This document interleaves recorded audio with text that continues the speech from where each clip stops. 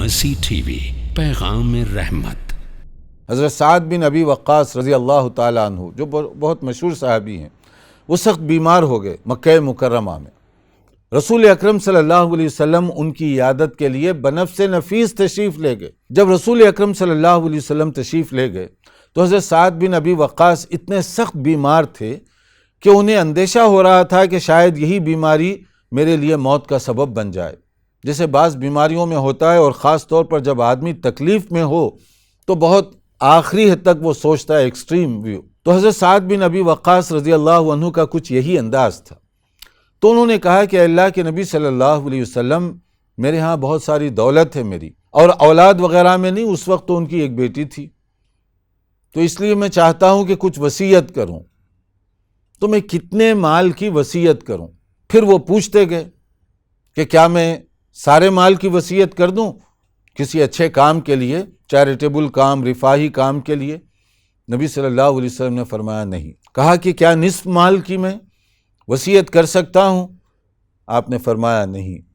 تو پھر انہوں نے پوچھا کہ ثلث، یعنی 1/3 مال، 1/3 اس میں وصیت کر سکتا ہوں؟ تو آپ نے کہا ہاں، والثلث والثلث کثیر، ہاں یہ بھی معلوم رکھو کہ یہ جو 1/3 کی بات ہے یہ بھی بہت ہے۔ تو اس کا معنی کیا ہے؟ 1/3 سے زیادہ وصیت اگر کر کے کوئی گیا تو وہ قابل قبول نہیں، قابل عمل نہیں، کیونکہ گویا کہ وہ خلاف سنت چیز پر اس نے وصیت کی جو کہ ناقابل عمل ہے، اس کو امپلیمنٹ نہیں کیا جائے گا۔ پوائنٹ نمبر 1 اس سے کیا معلوم ہو رہا ہے؟ وصیت کر سکتے ہیں۔ نمبر 2 یہ ہے کہ وصیت کس کے لیے کریں گے؟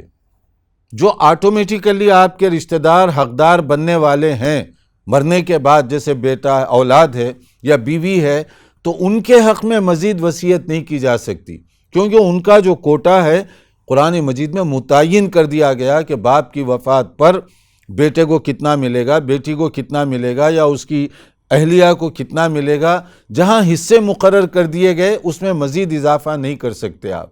وصیت آپ کریں گے ان لوگوں کے حق میں جو اس آٹومیٹک کی لسٹ میں نہیں آتے، کیونکہ وصیت کا فائدہ اسی وقت ہوگا نا جب آپ مثال کے طور پہ ایسا کوئی دور کا رشتہ دار ہے جو خود بخود حقدار نہیں بنتا مگر آپ اسے کچھ دینا چاہتے ہیں، تو آپ وصیت کے ذریعے اس کو دے سکتے ہیں۔